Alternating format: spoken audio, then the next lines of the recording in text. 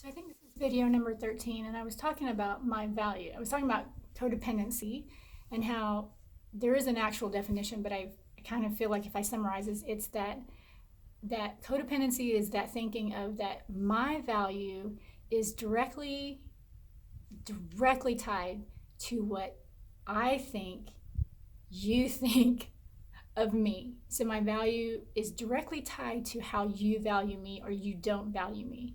And when I sense that you don't value me, I completely crumble and wilt and go into a dark place because I have nothing else to stand on. So my recovery a lot is still, but has been based on recovering my value. My identity is separate from what you think and what you believe, and also giving that freedom to you to think and believe what you want and value and respect you. So this thing I'm sitting on, do you want to see what it's one of those squatty potty things. That's squatty potty. I know. I know, but it's good.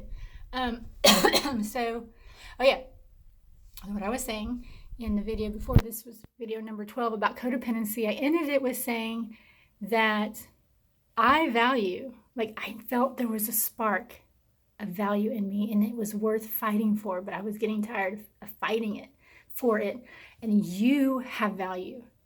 And my value and your value is completely separate and independent from what anybody else thinks. But now, this is where we may believe differently, and that's okay. But I'm sharing with you my recovery journey, and this is the crux of my recovery. My value is based on someone who was delighted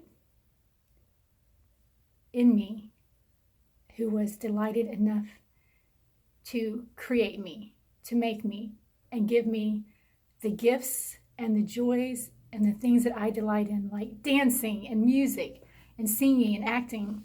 I don't know. Those are the main ones that come to my mind.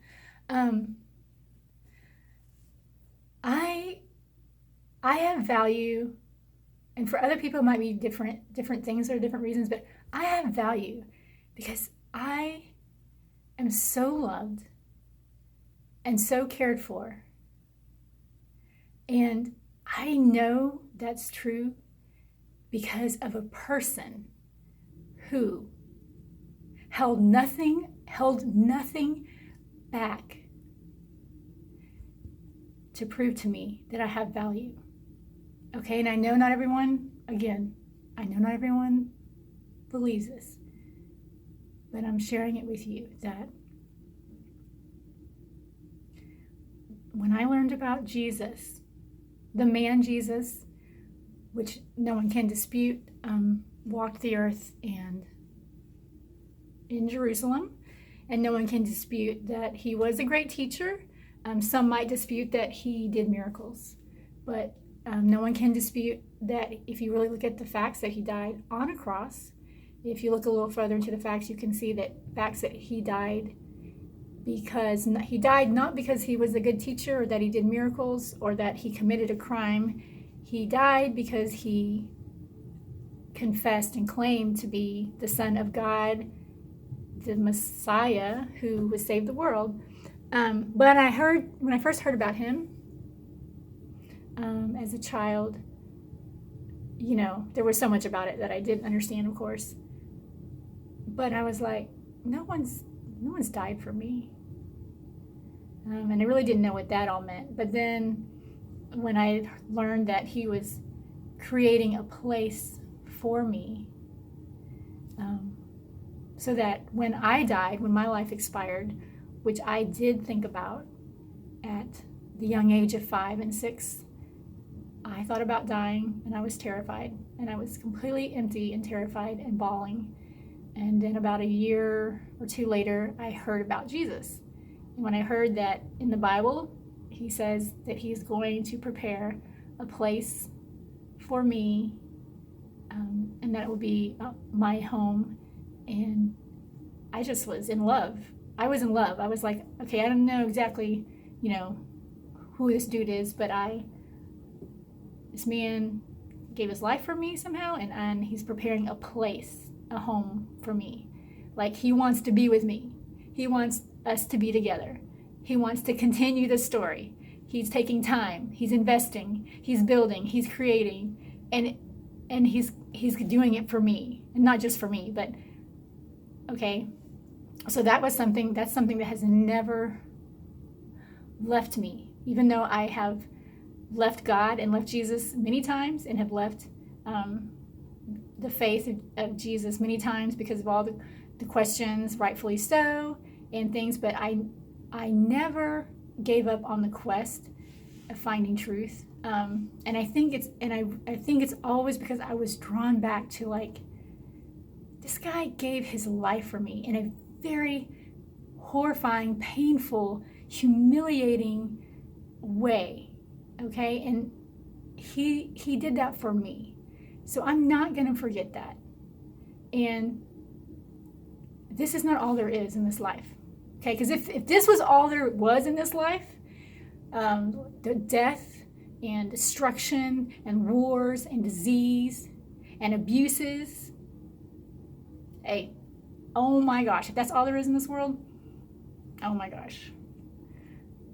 But if what Jesus said is true, and he came to rescue the world, and he is going to redeem the world and make it new and stop these wars and all this kind of stuff, okay, I am all in. I am all in. And that somebody thought of me that much and loves me that much and never gave up on, and has never given up on me, and extends that love to me over and over and over and over again. The fact that he thought of me, and I do believe that from, this, this is, again, I do believe the Bible, and I do believe that Jesus, what he said is true, and I do believe in God. That the closer that I line up my identity with, that someone incredible thought of me, delights in me, created me, gave his all for me, that I could be with him and his family, and in the new earth, a new earth that's free of war and violence. Just all of that, all of that, I can't even say, okay, so yeah, love. It basically comes down to love. Love saved me. And the more that I agree with that I am loved, the more I recover. I mean, it sounds easy, but there's a lot of steps in that, working that out. Okay, so the more that I agree with that I am loved deeply, the less and less rejection, abandonment, shame. I still have times of depression, but I go through them knowing that I am loved and that this will pass, and that that's not all there is. Okay? How do I do this? It's like 9 minutes again. Oh my goodness.